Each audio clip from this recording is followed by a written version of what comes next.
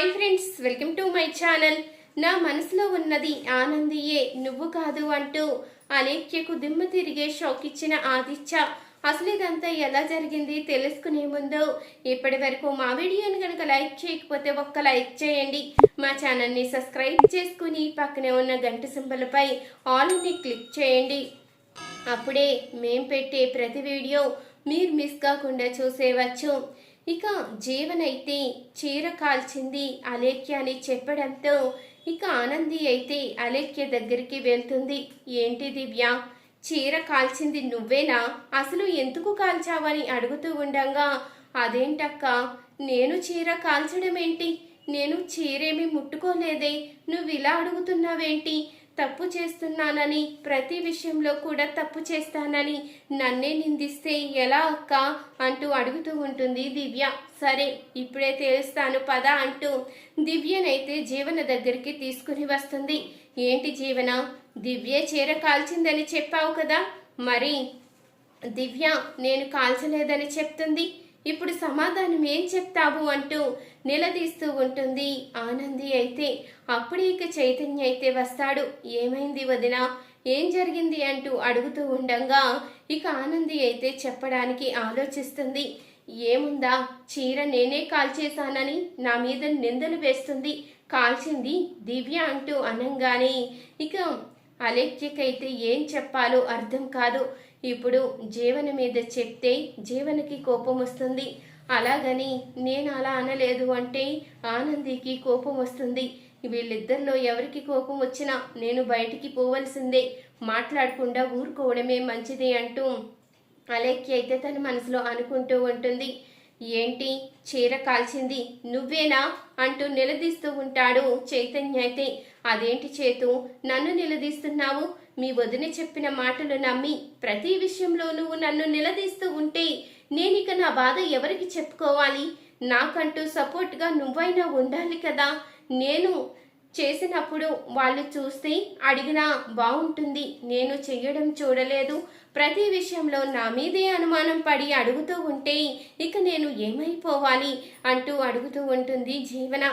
ఎవరిని అడగవలసిన అవసరమే లేదు, ఇప్పుడే తేలుస్తాను కదా అంటూ చైతన్య అయితే ల్యాప్టాప్ అయితే ఓపెన్ చేస్తాడు. ఇక దేవుడి మందిరం దగ్గర ఉన్న సీసీ ఫుటేజ్ అయితే చెక్ చేస్తాడు. ఇక సీసీ ఫుటేజ్ చెక్ చేయంగానే ఇంతలో జీవన్ అయితే చీర కాల్చడం అవన్నీ కూడా సీసీ ఫుటేజ్లో కనిపిస్తాయి. అవి ఆనంది, దివ్య, జీవన ముగ్గురు కూడా చూస్తారు. జీవన్ అయితే ఒక్కసారిగా షాక్ అయిపోతుంది. అనవసరంగా అడ్డంగా దొరికిపోయాను, ఈ ఇంట్లో ఎక్కడికక్కడ సీసీ కెమెరాలు ఉన్నాయి కదా, ఇదేది పట్టించుకోకుండా నేనే పెద్ద పోటీగత్తెనన్నట్టు ఈ చీర కాల్చాను, ఇప్పుడు ఈ చైతన్య ముందు ఎలా తప్పించుకోవాలో ఏంటో అంటూ కంగారు పడిపోతూ ఉంటుంది జీవన. ఇక అది చూసి జీవన, ఇప్పుడేం చెప్తావు, ఆ చీర ఎందుకు కాల్చావు అంటూ నిలదీస్తూ ఉంటాడు చైతన్య. అది అంటే ఆనంది మా అమ్మ కోసం చీర తీసుకువచ్చి అది అత్తయ్య గారికి ఇమ్మనడం నాకు నచ్చలేదు, కన్న కూతుర్నైనా నేనుండగా మా అమ్మ ఫోన్ చేసి ఆనందికి చెప్పడం నాకు ఇష్టం లేదు, అందుకనే ఇలా చేశాను అంటూ అనంగానే, నిన్ను చూస్తుంటేనే అసహ్యం వేస్తుంది, నువ్వు చేసిన పనికి మీ అమ్మగారు ఎన్నో మాటలు పడ్డారు, మా అమ్మ ఎన్ని మాటలన్నా అవమానంతో తల దించుకున్నారు, మీ అమ్మని అంతగా అవమానం పడేలా చేశావు నువ్వు, నీకు అసలు మనస్సాక్షి అన్నదే లేదా? ఆనంది వదిన అన్ని సెలక్షన్స్ చేస్తుందని ఏదో అభిమానంతో తీసుకురమ్మని చెప్తే నువ్వు అది స్వార్థంగా ఆలోచించుకుని అంటే ఆనంది వదిన మీద నింద వెయ్యాలని ఇలాంటి ఏదో పనులన్నీ చేసినట్టున్నావు. నిన్ను చూస్తుంటే నాకు చాలా కోపం వస్తుంది. అసలు నీలాంటి దాన్ని ఇంటి కోడలుగా తీసుకువచ్చి నేనే తప్పు చేశాను, బృందావనం లాంటి ఇంట్లో కలుపు మొక్కలా తయారయ్యావు, నిన్ను పీకి పాడేసే అవకాశం కూడా లేకపోయింది అంటూ చైతన్య అయితే కోపంగా చెప్పి బయటికైతే వెళ్ళిపోతాడు. ఇప్పటికైనా అర్థమైందా జీవన? నువ్వు అందరి దృష్టిలో ఎంతగా దిగజారిపోతున్నావో. నువ్వు ఇప్పటికైనా నీ మనసు మార్చుకో. ఇప్పటికైనా నువ్వు చేసిన తప్పులు తెలుసుకో. నువ్వు చాలా దారుణంగా దిగజారిపోతున్నావు.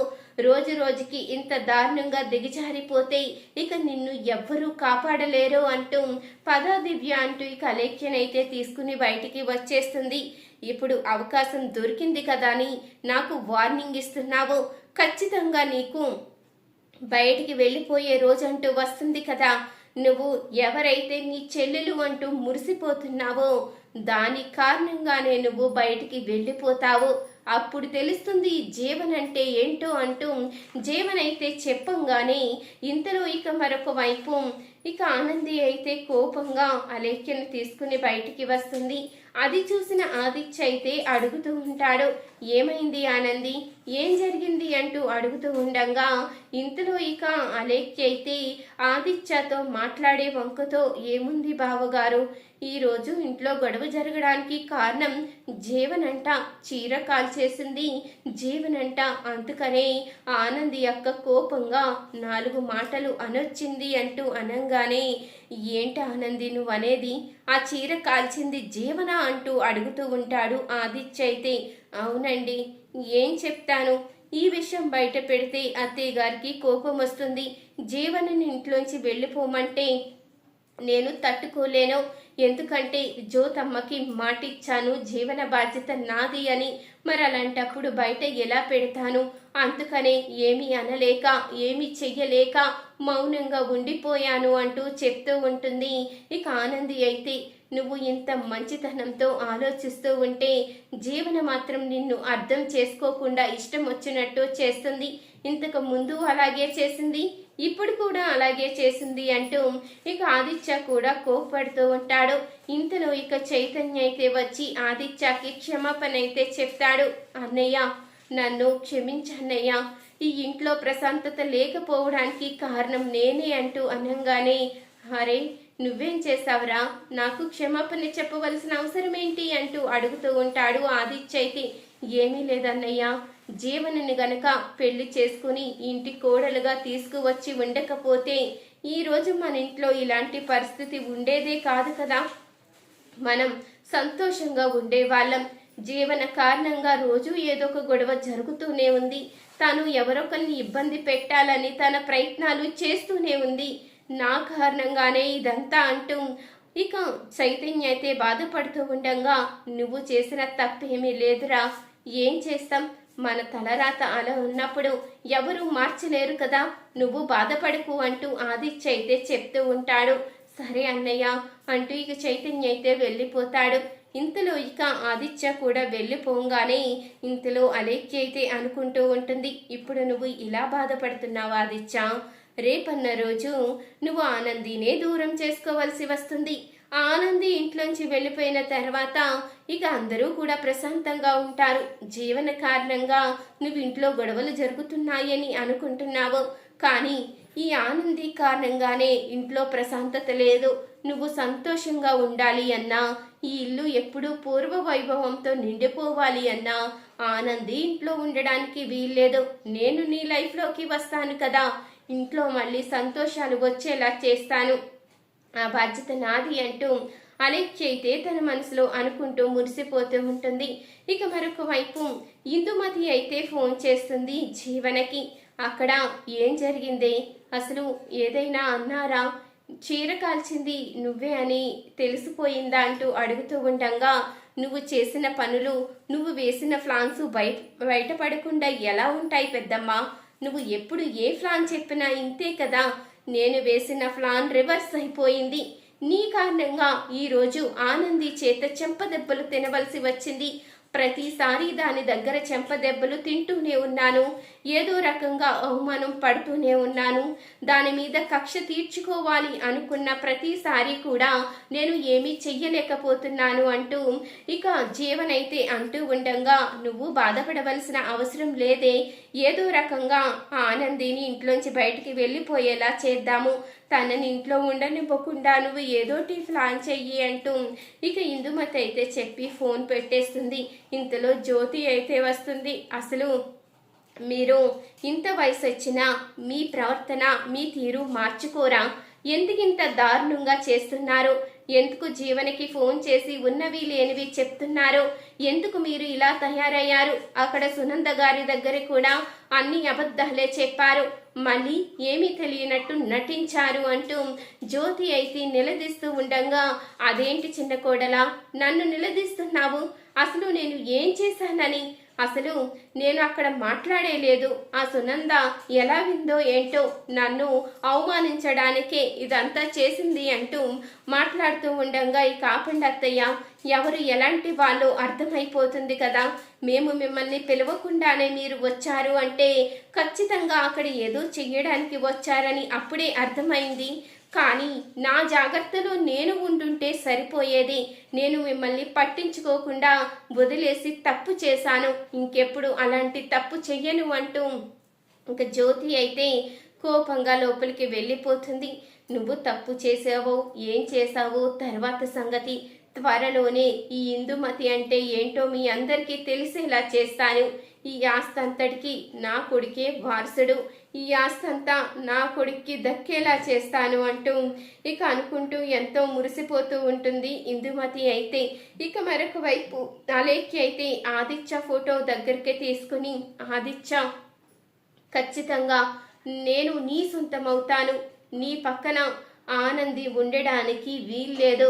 నేనే నీ పక్కన ఉండాలి. నువ్వెప్పుడు నాకే సొంతం అవ్వాలి. ఆనంది నీ జీవితంలోనే ఉండడానికి వీల్లేదు. ఎందుకంటే నువ్వు ఆనందిని ప్రేమించడం లేదని అర్థమైంది.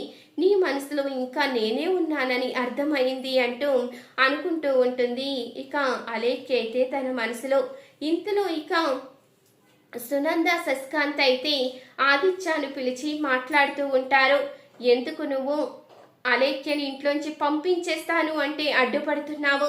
అలేఖ్యని ఇంట్లోంచి పంపించేయాలి ఆదిత్య, పంపిస్తావా లేదా అంటూ అనగానే, అలేఖ్యని ఇంట్లోంచి పంపించాలి అంటే ముఖ్యంగా ముందు మీరు ఒక పని చెయ్యాలి. ఈ విషయాన్ని ఆనందితో చెప్పాలి అంటూ అనగానే ఆ మాటకి శశికాంత్ సునంద అయితే షాక్ అయి చూస్తూ ఉంటారు.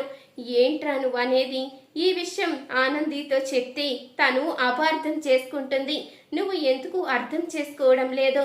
ఎందుకింత పట్టుబడుతున్నావు అంటూ అడుగుతూ ఉండగా, నేను పట్టుబట్టడం కాదు, నేను ఇప్పటికే ఆనంది దగ్గర ఈ విషయాన్ని దాచిపెట్టి రోజు రోజుకి దిగజారిపోతున్నాను. తనకి నిజం చెప్పలేక తను మాట్లాడే ప్రతి మాట నిజాయితీ చూసి నేనే తన ముందు నిజాయితీ లేని వాళ్ళ రోజు రోజుకి దిగజారిపోతూ ఉంటే నేను తన ముందు తల ఎత్తుకు తిరగలేక మౌనంగా ఉండిపోతున్నాను. అందుకే ఈ నిజాన్ని ఆనందికి చెప్పిన తర్వాతే మీరు అలేఖ్యకి సర్ది చెప్పి బయటికి పంపించాలి అంటూ ఇక ఆదిత్య చెప్పంగానే ఇంతలో ఆనంది అయితే వస్తుంది. ఏంటి ముగ్గురు సీక్రెట్ మాట్లాడుకుంటున్నారా? నేను రావచ్చా అనంగానే ఇక సునంద శశికాంత్ ఆదిత్య అయితే షాకే చూస్తూ ఉంటారు. అది ఏమీ లేదు అంటూ ఇంకా ఆదిత్య అయితే తడబడుతూ చెప్తూ ఉండగా, అదేంటి మీరెందుకు అంత తడబడుతున్నారు? ఏదో నేను క్యాజువల్గా అడిగానంతే. మీరు మాట్లాడుకునే హక్కు ఉంటుంది కదా, మిమ్మల్ని ఎందుకు ఏమంటాను అంటూ ఇక చెప్తూ ఉంటుంది ఆనంది. సరేనండి, అంటే మీరు ఎక్కడున్నారో చూద్దామని ఇలా వచ్చానంతే. మీరు మాట్లాడుకునే పని ఉంటే మాట్లాడుకోండి, నేను బయటికి వెళ్తాను అంటూ ఆనంది అయితే బయటికి వస్తూ ఉండగా, ఆగు ఆనంది, నీకు తెలియకుండా సీక్రెట్స్ ఏముంటాయి? నార్మల్గా మాట్లాడుకుంటున్నామంతే, పద నేను వస్తాను అంటూ ఆదిత్య అయితే ఇక ఆనందిని తీసుకుని గార్డెన్లోకి అయితే వస్తాడు. ఇక గార్డెన్లో అయితే ఇద్దరు కూర్చుంటారు. ఇద్దరు కూర్చుని మాట్లాడుకుంటూ ఉండగా వాళ్ళిద్దరూ సంతోషంగా ఉండడం చూసిన అలేఖ్య అయితే, నా ప్లేస్లోకి ఈ ఆనంది వచ్చింది, తనని ఎలాగైనా పంపించేయాలి, తను ఇక్కడ ఉండడానికే వీల్లేదు అంటూ ఇక తన మనసులో అనుకుంటూ కోపంతో రగిలిపోతూ ఉంటుంది అలేఖ్య అయితే. ఏంటి అసలు ఇది ఇంత దగ్గరైపోతుంది? ఆదిత్య కూడా ఏమీ మాట్లాడడం లేదు అంటే దీని మాయలో పడిపోయినట్టున్నాడు. ఆనంది ఎలాంటిదో ఆదిత్యకి తెలిసేలా చెయ్యాలి, తన మనసులోంచి ఆనందిని బయటికి పంపించేయాలి అంటూ అనుకుంటూ ఉంటుంది. ఇంతలో ఇక జీవన దగ్గరికి అయితే వస్తుంది అలేఖ్య. జీవన, నేను ఆదిత్యని ప్రేమిస్తున్నానని నీకు తెలుసు కదా. మరి ఆదిత్య కూడా నన్ను ప్రేమిస్తున్నాడని నీకు తెలుసు. ఆదిత్య మనసులో నేను తప్ప ఆనందికి చోటు లేదని, ఆనందిని బయటికి పంపించేయడానికే చూస్తున్నాడని, ఆనందిని కేవలం తన తల్లి తండ్రి బలవంతం మీద ఇక్కడ ఉంచాడని నువ్వు చెప్పావు. కానీ వాళ్ళిద్దరినీ చూస్తూ ఉంటే అలా అనిపించడం లేదు. ఆదిత్య మనసులో నేనున్నానా లేనో అర్థం కావడం లేదు అంటూ ఇక చెప్తూ ఉండంగానే ఇంతలో ఇక జీవన అయితే చెప్తుంది, ఆదిత్య మనసులో ఎప్పటికీ నువ్వే ఉంటావు, ఎప్పటికైనా బయటికి వెళ్ళిపోవలసింది ఆనందియే అంటూ వాళ్ళిద్దరూ మాట్లాడుకుంటూ ఉండంగా ఇంతలో పైకి వెళ్తున్న ఆదిత్య అయితే ఇక వీళ్ళిద్దరు మాటలు వినేస్తాడు. అంటే వీళ్ళిద్దరూ కావాలని ఆనందిని బయటికి పంపించేయాలని చూస్తున్నారన్నమాట. ఇప్పటి వరకు దివ్యకి గతం గుర్తు లేదని అందరూ అనుకునేలా చేసింది. తన అలేఖ్యని తనకి గతం గుర్తుకు వచ్చిందని ఎవ్వరి ముందు కూడా బయటపడలేదు. ఆఖరికి నా ముందు కూడా నటిస్తూ మోసం చేస్తుంది. అంటే ఆనందిని బయటికి పంపేసి తను నా జీవితంలోకి రావాలని చూస్తున్నట్టుంది, చెప్తాను అంటూ ఇక ఆదిత్య అయితే అనుకుంటూ ఉంటాడు. ఇక మరుసటి రోజు ఉదయాన్నే అందరినీ కూడా హాల్లోకి అయితే పిలుస్తాడు. అందరి ముందు ఇక తనైతే ఒక నక్లిస్ అయితే తీసుకువచ్చి ఆనంది మెడలో అయితే వేస్తాడు. ఇక ఆనంది మెడలో వేసి అందరి ముందు కూడా ఐ లవ్ యూ అయితే చెప్తాడు. ఆనంది, ఇన్ని రోజులు ఏవో కొన్ని సమస్యల వల్ల నీకంటూ నేను ఒక మంచి గిఫ్ట్ ఇవ్వలేకపోయాను. అందుకనే ఇప్పుడు ఈ గిఫ్ట్ తీసుకొచ్చి ఇస్తున్నాను. I love you Anandi. నిన్నెప్పటికీ నేను దూరం చేసుకోలేను. ఎప్పటికీ, ఈ జన్మకే కాదు ఎన్ని జన్మలకైనా నువ్వే నా భార్యగా రావాలి అంటూ అందరి ముందు చెప్పంగానే సునంద శశికాంత్ అయితే ఎంతగానో సంతోషపడిపోతూ ఉంటారు. ఇది కదరా మేము కోరుకునేది, మీ ఇద్దరు ఎప్పటికీ ఇలాగే ఆనందంగా ఉండాలి అంటూ ఇక శశికాంత్ అనంగానే అవును డాడీ, అన్నయ్య వదిన ఎప్పటికీ ఇలాగే సంతోషంగా ఉండాలి, వీళ్ళిద్దరి మధ్య ఎలాంటి కలహాలు ఎలాంటి గొడవలు రాకుండా ఉండాలి అంటూ ఇంకా చైతన్య కూడా చెప్తూ ఉంటాడు. ఇదంతా చూసిన జీవన అయితే షాక్ అయిపోతూ చూస్తూ ఉంటుంది. దీని జీవితంలో ఎంత ఆనందం, నా జీవితం మాత్రం వెన్నెలు కాసిన అడవిలా అయిపోయింది అంటూ ఇక తన మనసులో అనుకుంటూ ఉంటుంది. ఇది చూసిన అలేఖ్య అయితే షాక్ అవుతుంది. ఇక ఇదంతా పూర్తయిన తర్వాత ఆదిత్యనైతే నిలదీస్తుంది అలేఖ్య. అదేంటి ఆదిత్య, నీ మనసులో ఉన్నది నేను కదా, మరి ఆనంది నీ మనసులో ఉందని చెప్తున్నావేంటి? అంటే మీ అమ్మా నాన్న కోసమే కదా ఇదంతా చేస్తున్నావు, వాళ్ళ సంతోషం కోసం నీ సంతోషాన్ని ఎందుకు వదులుకోవాలి ఆదిత్య? నాకు గతం గుర్తుకు వచ్చింది. మనిద్దరి గురించి ఆనందికి తెలిసేలా చేసి మనిద్దరం పెళ్లి చేసుకుందాము. తనకి ఎలాగో నువ్వు భర్తగా దగ్గరవ్వలేదు కాబట్టి తనకు ఒక మంచి భర్త వస్తాడు, తన జీవితం కూడా బాగుపడుతుంది. నువ్వే దగ్గరుండి తనకు ఒక మంచి వాడిని చూసి పెళ్లి చెయ్యి అంటూ అలేఖ్య చెప్పంగానే ఆ మాటకి ఆదిత్యకైతే చాలా కోపం వస్తుంది. ఎంత ధైర్యం నీకు, నా భార్యకి నేనే పెళ్లి చెయ్యాలని చెప్తావా? ఆనందిని దూరం చేసుకోవడం అంటే ఈ ఆదిత్య ప్రాణాలు దూరం చేసుకున్నట్టే. ఈ ఆదిత్య ప్రాణాలు ఉన్నంత వరకు ఆనంది ఆదిత్య మనసులోంచి పోదు. నిన్ను ప్రేమించిన మాట నిజమే, కానీ పెళ్ళైన తర్వాత ఆనందినే ఇష్టపడుతున్నాను. ఆనందియే నా భార్య, తనని వదులుకునే ప్రసక్తే లేదు. నా మనసులో ఇప్పుడు ఉన్నది ఆనంది మాత్రమే. నా మనసులో నీకు ఎలాంటి చోటు లేదు. నువ్వు ఇంకా నిన్నే ప్రేమిస్తున్నానని, ఆనంది ఇంట్లోంచి నా జీవితంలోంచి వెళ్ళిపోవాలని బలంగా కోరుకుంటున్నావని తెలుసు. కానీ ఒకటి గుర్తుపెట్టుకో, నీ కారణంగా ఆనంది గనక దూరమై వెళ్ళిపోయినా, ఒకవేళ మా ఇద్దరి మధ్య ఏదైనా గొడవ వచ్చి శాశ్వతంగా దూరమైనా నేను మాత్రం ఇలా ఒంటరిగా ఆనంది భర్త ఆదిత్యగానే మిగిలిపోతాను తప్ప నిన్ను మాత్రం పెళ్లి చేసుకునే ప్రసక్తే లేదు. ఎందుకంటే ఆనంది నాకు అంతగా దగ్గరైంది. ఆనంది లేకుండా బ్రతకలేకపోతున్నాను. తను ఒక్క నిమిషం కనిపించకపోతేనే నా మనసు విలవిలలాడిపోతుంది. అలాంటిది నీ కోసం తనని శాశ్వతంగా ఎలా దూరం చేసుకుంటాను అనుకున్నావు?